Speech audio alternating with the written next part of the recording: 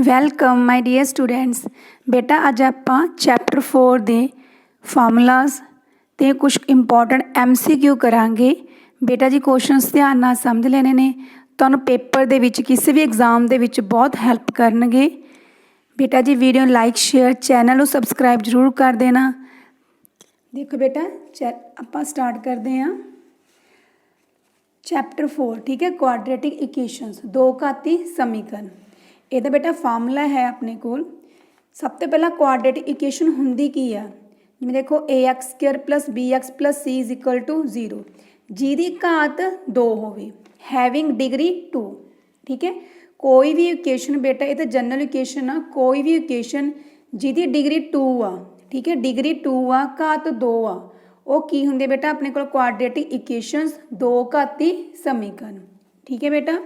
ਹੁਣ ਆਪਾਂ ਇਹਨੂੰ ਹੱਲ ਕਿਵੇਂ ਕਰਦੇ ਹਾਂ, ਡਿਸਕ੍ਰਿਮੀਨੈਂਟ ਫਾਰਮੂਲੇ ਨਾਲ, ਠੀਕ ਹੈ। ਕਿਹਦੇ ਨਾਲ ਹੱਲ ਕਰਦੇ ਹਾਂ, ਡਿਸਕ੍ਰਿਮੀਨੈਂਟ ਫਾਰਮੂਲੇ ਦੇ ਨਾਲ।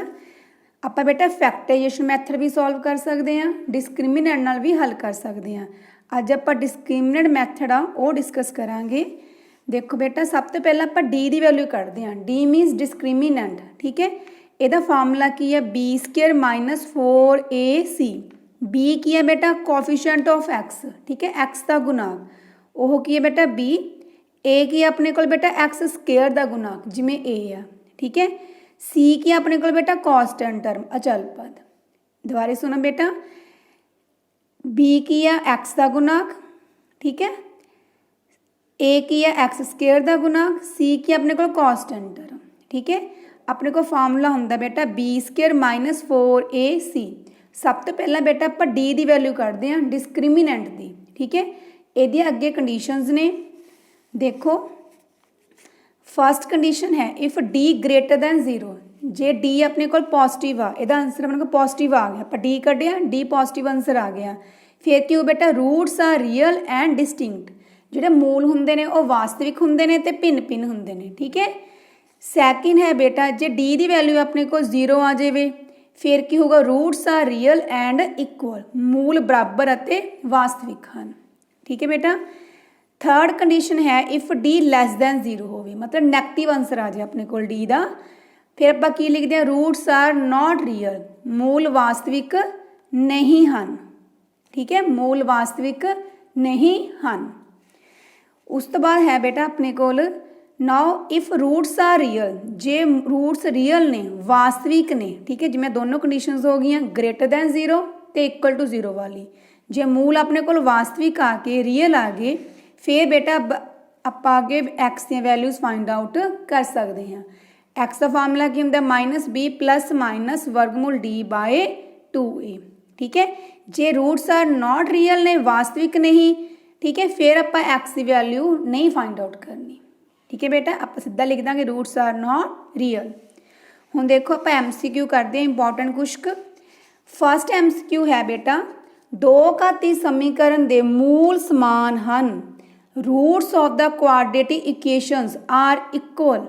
ਇਹਦੇ ਰੂਟਸ ਨੇ ਬੇਟਾ ਇਕੁਅਲ ਨੇ, ਬਰਾਬਰ ਨੇ। ਕਦੋਂ ਹੁੰਦੇ ਨੇ, ਆਪਾਂ ਹੁਣੇ ਕਰਕੇ ਹਟੇ ਹਾਂ। ਕਦੋਂ ਹੁੰਦੇ ਨੇ ਬੇਟਾ, ਜਦੋਂ D ਕੀ ਹੁੰਦਾ 0, ਉਦੋਂ ਬਰਾਬਰ ਵੀ ਹੁੰਦੇ ਨੇ ਤੇ ਵਾਸਤਵਿਕ, ਰੀਅਲ ਐਂਡ ਇਕੁਅਲ, ਠੀਕ ਹੈ। ਆਪਣਾ ਆਪਸ਼ਨ ਦੇ ਵਿੱਚ ਕੀ ਪੁੱਛਿਆ ਉਹਨੇ, ਇਕੱਲਾ ਇਕੁਅਲ। ਇਕੁਅਲ ਕਦੋਂ ਹੁੰਦੇ ਨੇ, ਜੋ D = 0 ਹੋਵੇ, ਠੀਕ ਹੈ ਬੇਟਾ। ਨੈਕਸਟ ਦੇਖੋ ਇਹਦਾ,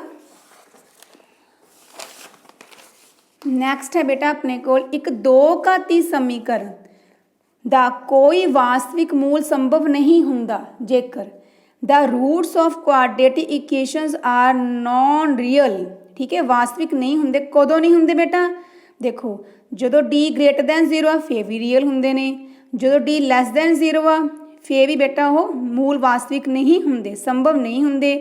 ਜੇ D <= 0 ਆ ਬੇਟਾ ਫਿਰ ਵੀ ਵਾਸਤਵਿਕ ਨਹੀਂ ਹੁੰਦੇ, ਠੀਕ ਹੈ, ਕਿਉਂਕਿ ਲੈਸ ਦਾ ਸਾਈਨ ਆ ਗਿਆ। ਜੇ D = 0 ਆ ਫਿਰ ਵਾਸਤਵਿਕ ਹੁੰਦੇ ਨੇ। ਹੁਣ ਇਹਦੇ ਵਿੱਚ ਦੇਖੋ ਦੋ ਆਪਸ਼ਨਸ ਆ ਗਈਆਂ, ਚਲੋ ਕਈ ਵਾਰ ਗਲਤੀ ਨਾਲ ਲਿਖੀ ਜਾਂਦੇ, ਗ੍ਰੇਟਰ ਹੋਵੇ ਤਾਂ ਇੱਕ ਆਪਸ਼ਨ ਆ ਗਈ, ਪਰ ਇਹਦੇ ਵਿੱਚ ਬੇਟਾ ਹੁਣ ਦੇਖੋ ਮੇਰੇ ਦੋ ਆਪਸ਼ਨਸ ਆ ਗਈਆਂ, B ਵੀ ਆ ਗਈ, ਚਲੋ C ਵੀ ਆ ਗਈ, ਕਿਉਂਕਿ ਲੈਸ ਦੀ ਕੰਡੀਸ਼ਨ ਦੇ ਵਿੱਚ ਜਿਹੜੇ ਮੂਲ ਨੇ ਉਹ ਵਾਸਤਵਿਕ ਨਹੀਂ ਹੁੰਦੇ, ਠੀਕ ਹੈ। ਨੈਕਸਟ ਹੈ ਬੇਟਾ ਆਪਣੇ ਕੋਲ, ਹੇਠਾਂ ਦਿੱਤੀਆਂ ਸਮੀਕਰਨਾਂ ਵਿੱਚੋਂ ਕਿਹੜੀ ਦੋ ਘਾਤੀ ਸਮੀਕਰਨ ਨਹੀਂ ਹੈ, which of the following equations is not a quadratic equation, ਠੀਕ ਹੈ। ਆਪਾਂ ਨੇ ਇਹ ਦੇਖਣਾ ਬੇਟਾ ਇਹਦੇ ਵਿੱਚ ਕਿਹੜੀ ਦੋ ਘਾਤੀ ਸਮੀਕਰਨ ਨਹੀਂ ਹੈ। ਦੋ ਘਾਤੀ ਸਮੀਕਰਨ ਕਿਹੜੀ ਹੁੰਦੀ ਆ ਜਿਹਦੀ ਡਿਗਰੀ ਘਾਤ ਕਿੰਨੀ ਹੁੰਦੀ ਆ 2। ਚਲੋ ਆਪਾਂ ਹੱਲ ਕਰਦੇ ਹਾਂ। ਜਿਵੇਂ ਇਹ ਕੁਐਸਚਨ ਆ, ਇਹ ਹੈਗਾ x² + 3/x = 4। ਸ਼ਾਰਟਕਟ ਤਰੀਕਾ ਬੇਟਾ ਦੋਨਾਂ ਪਾਸੇ ਮਲਟੀਪਲਾਈ ਕਰ ਦੋ। ਇਹ ਬਣ ਗਿਆ ਆਪਣੇ ਕੋਲ x³ + 3 = 4x। x³ ਇੱਧਰ ਆ ਕੇ ਮਾਈਨਸ ਦੇ 4x + 3 = 0। ਇਹਦੀ ਹਾਇਰ ਪਾਵਰ ਕਿੰਨੇ ਬੇਟਾ 3। ਇਹ ਕੁਆਡਰੀਕੇਸ਼ਨ ਨਹੀਂ ਹੈ। ਆਪਾਂ ਨੈਕਸਟ ਵੀ ਚੈੱਕ ਕਰਦੇ ਹਾਂ। ਚਲੋ x + 1/x = 4। ठीक है, इन्हें इतना मल्टीप्लाई किया x² + 1 = 4x, x² - 4x + 1 = 0। ਇਹਦੀ ਹਾਇਰ ਪਾਵਰ ਕਿੰਨੀ ਹੈ, ਘਾਤ ਕਿੰਨੀ ਹੈ ਬੇਟਾ, ਡਿਗਰੀ ਕਿੰਨੀ ਹੈ 2। ਇਹ ਕੁਆਡਰੇਟਿਕ ਹੈਗੀ ਆ। ਨੈਕਸਟ ਦੇਖੋ x 2x + 3 = x² + 1। ਇਹਨੂੰ ਬੇਟਾ ਦੋਨਾਂ ਨਾਲ ਮਲਟੀਪਲਾਈ ਕਰੋ। 2x², x ਨੂੰ 3 ਨਾਲ ਕੀਤਾ 3x = x² + 1। 2x² - x², फिर x वाली बेटा 3x - 1 = 0। ये बन गया x² + 3x - 1 = 0। ये भी क्वाड्रेटिक हैगी है क्योंकि पावर यदि बेटा 2 बच गई। ठीक है, नैक्सट है बेटा अपने को D option, x² - 3 = 4x² - 4x। देखो बेटा वैसे भी ये तो इकट्ठे ही करने पावर्स। ठीक है, x² - 3 इन्हें इधर ले आओ माइनस दे 4x² + 4x = 0। ठीक है, 4x² विचों बेटा x² गया कितना आ गया अपने को plus minus minus 3x² + 4x - 3 = 0। देखो बेटा ये भी दो घाती हैगी आ, तो केड़ी नहीं हैगी क्वाड्रेटिक इक्वेशन बेटा फर्स्ट। ठीक है, ये दो घाती समीकरण नहीं है। नैक्सट देखो बेटा, नैक्सट है अपने कोल समीकरण दे मूल हन the roots of the equations. आप हमने फार्मूला करके देखे, रूट्स मतलब वैल्यूज ऑफ एक्स। ठीक है, वैल्यूज ऑफ एक्स केड़े रूट ने बेटा, देखो ये की फार्मूला हुंदा -b +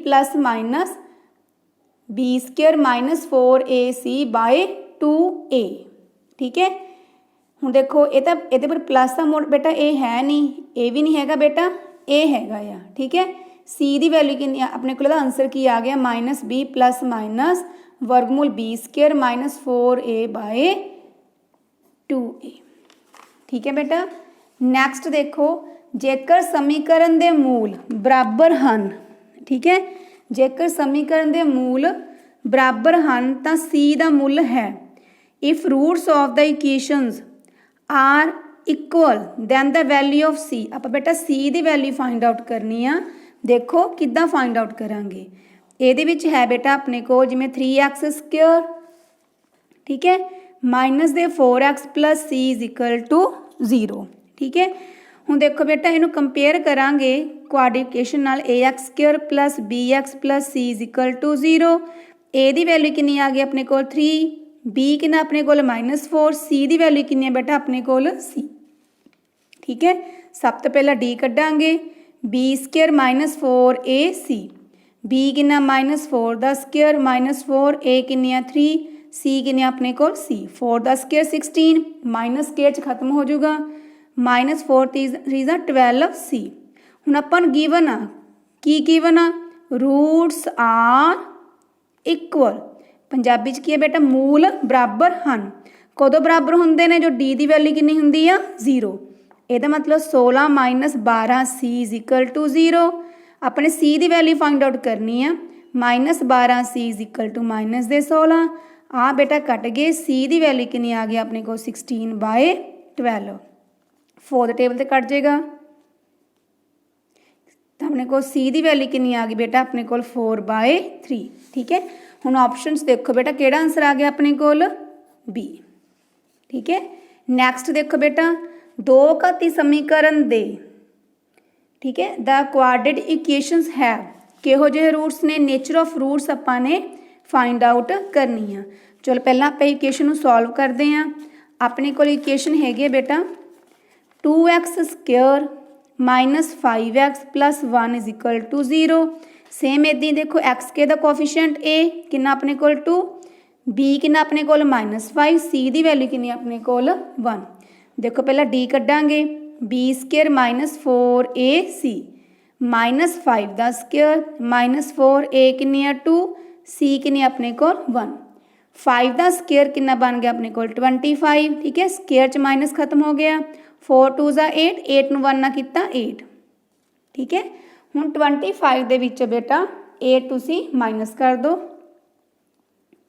किन्ना आ गया अपने कोल 17 ठीक है किन्ना आ गया अपने को 17 ए की है ग्रेटर दैन 0 जो ग्रेटर दैन 0 होवे डी की वैल्यू ग्रेटर दैन 0 होवे बेटा तो की हुंदा अपने को roots are real and distinct मूल वास्तविक अते वखरे वखरे हन ठीक है तो किहड़ी ऑप्शन आ गई बेटा अपने को 2 वखरे वखरे वास्तविक मूल 2 रियल डिस्टिंक्ट रूट्स 2 बराबर मूल 2 इक्वल रूट्स कोई वास्तविक मूल नहीं नॉन रियल रूट्स 2 तो वध मूल ये तो बेटा हो ही नहीं सकता कोई क्वाड्रेटिक इक्वेशन आ 2 तो वध रूट वो हो नहीं सकते क्योंकि डी डी कितनी होती 2 ठीक है तो अपना आंसर क्या आ गया बेटा ए 2 वखरे वखरे वास्तविक मूल ठीक है बेटा चलो आप नैक्सट करते हैं